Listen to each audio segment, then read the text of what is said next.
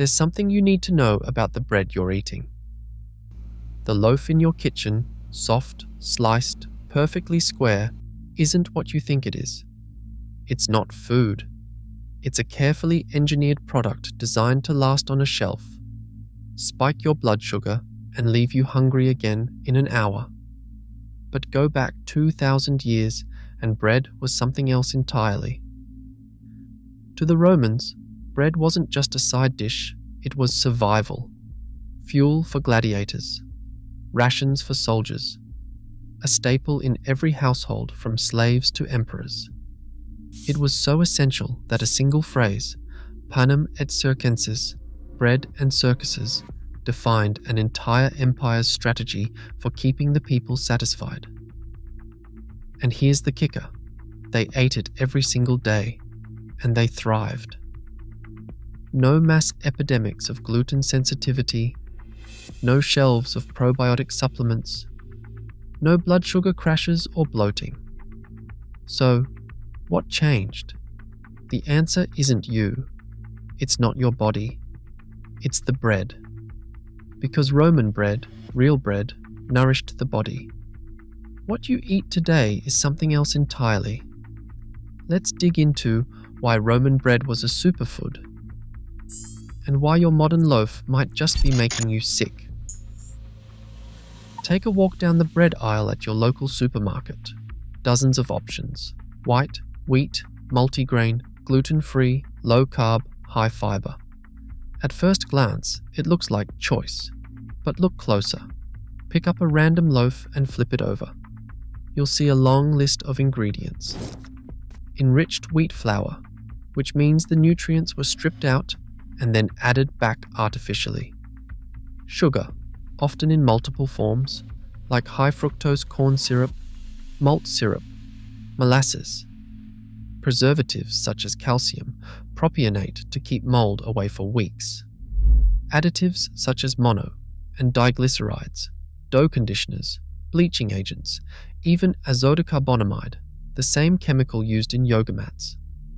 This isn't bread. It's a chemistry experiment shaped like a loaf. Modern bread is built for efficiency. Mix it fast, bake it faster, ship it across the country, and keep it fresh for as long as possible. What gets lost in that rush? Nutrition, digestibility, satiety, your body's ability to recognize what it is eating, and the result? Blood sugar spikes. Hunger that comes roaring back an hour later.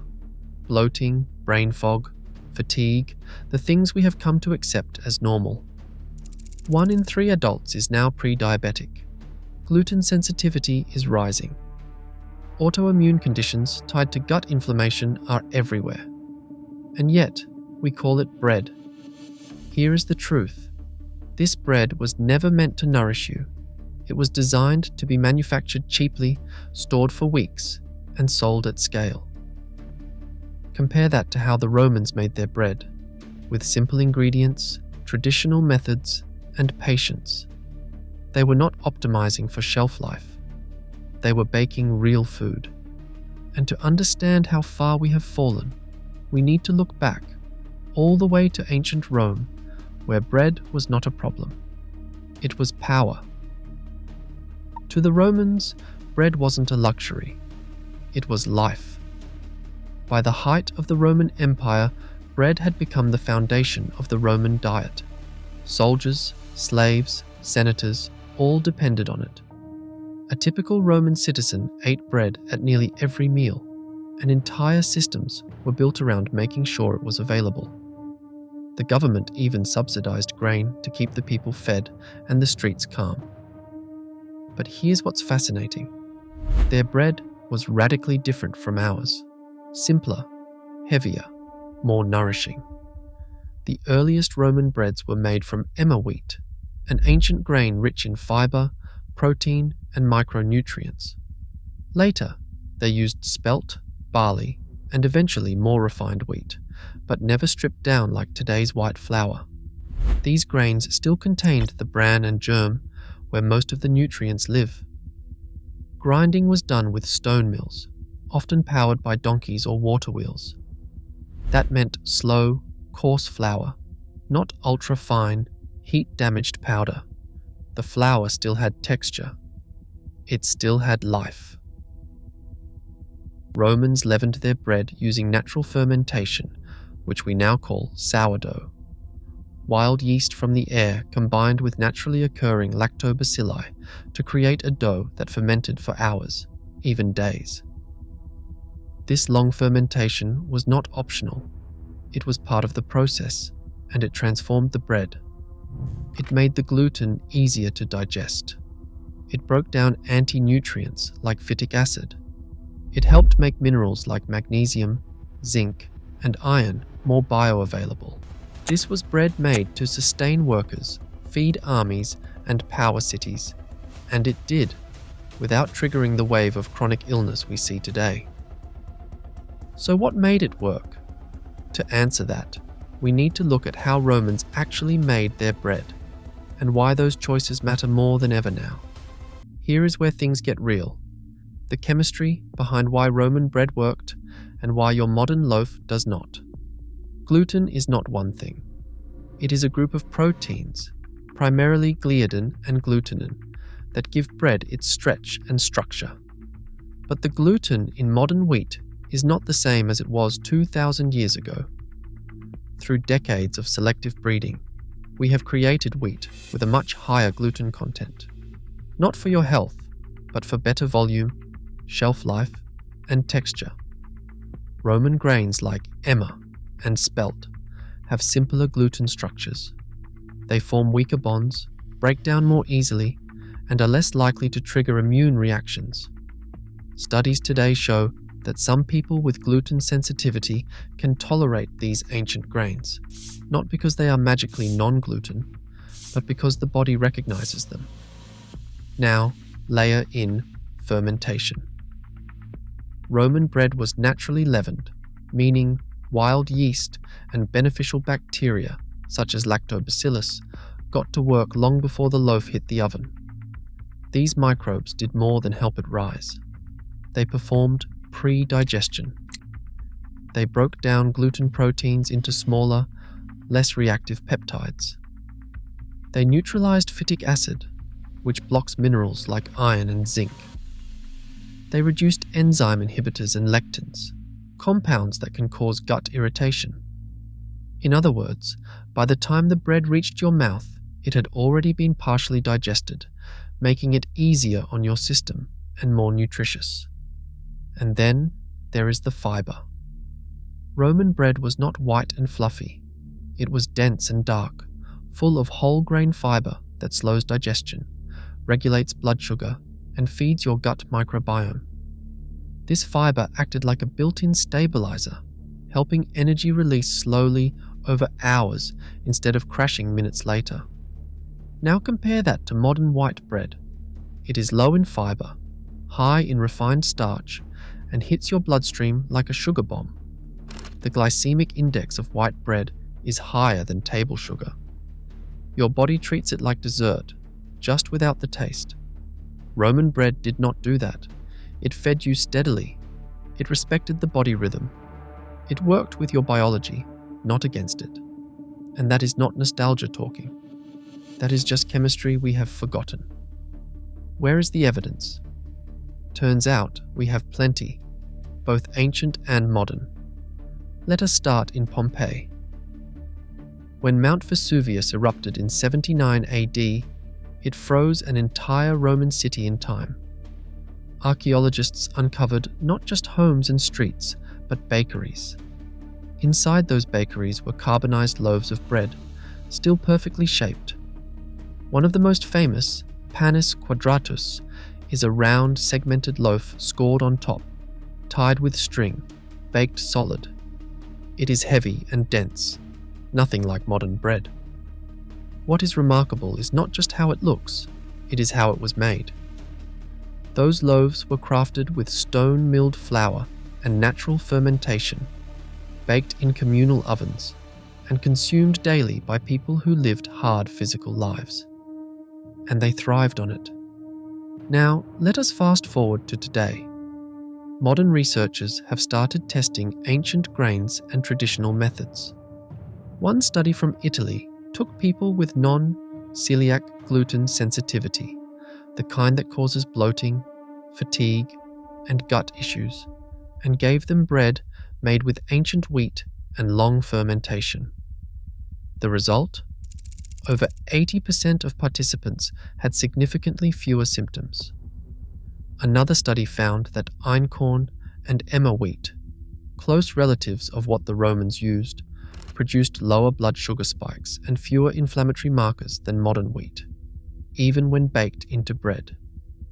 This tells us something powerful. The problem is not necessarily wheat, it is what we have done to it. And that is why some people who say they cannot eat bread find they actually can when it is made the old way. The Romans were not gluten-free. They were simply using grains and methods your body understands. So while the food industry pushes low-carb trends and gluten-free gimmicks, the real solution might be far simpler. Go back to bread that actually feeds you. So how did we go from nutrient-dense Roman loaves to industrial bread that barely qualifies as food? The answer: efficiency and profit. After World War II, agriculture and food production changed almost overnight. The goal wasn't nourishment, it was yield, shelf life, and speed. Wheat varieties were bred to grow faster, resist disease, and produce more per acre. But in the process, their genetic structure changed. Higher gluten, less nutrition. Milling evolved too. Steel roller mills replaced stone grinding. Fast, efficient, but brutal. The bran and germ were stripped out to prevent spoilage, leaving behind mostly starch. To make up for the lost nutrients, flour was enriched with synthetic vitamins, a weak substitute for the real thing. Then came commercial yeast. Fast-acting and predictable, it replaced wild fermentation. What once took 24 hours now took 2. But that speed came at a cost. No time to break down gluten, no time to neutralize anti-nutrients. Just raw dough, baked fast, sold faster. And of course, chemicals followed. Preservatives, emulsifiers, dough conditioners, everything to make bread cheaper to produce and longer lasting on a shelf. Not better, just more profitable. So here we are. Diseases like type 2 diabetes, gluten intolerance, and inflammatory bowel conditions didn't explode because people suddenly got weaker.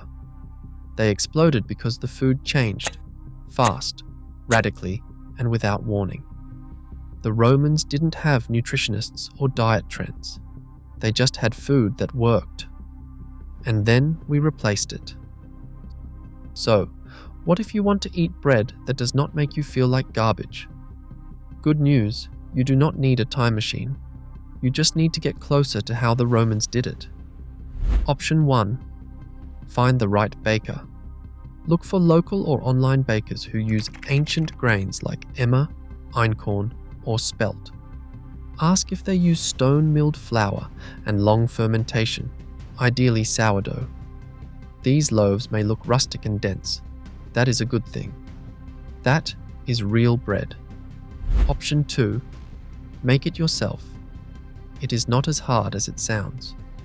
With a sourdough starter, some heritage flour, and patience, you can recreate bread that is surprisingly close to what Roman families ate. Yes, it takes time, but once you get into the rhythm, it becomes as routine as meal prep. Option 3. Rethink your carbs. Romans ate bread because it was available and sustaining. Today, you have options. Whole grains like barley, farro, and oats. All foods the Romans also used. Ferment them. Soak them. Cook them slowly. Let your gut catch a break. Focus on whole grains and fermentation. You do not need to eat like a Roman peasant, but maybe, just maybe, your gut needs bread that is still food. Modern bread didn't change you. it changed itself. Roman bread was simple, slow, and alive, built for strength, not shelf life. It fed workers, soldiers, and citizens without leaving them inflamed, fatigued, or hungry an hour later. It was food your body recognized. So next time you look at that soft, sealed, perfectly square loaf, ask yourself, is this bread or is it just a product? If this opened your eyes, leave a comment. Tell us your experience with modern bread, or how real bread changed your health. Like, subscribe, and let's keep reviving the food that actually feeds us.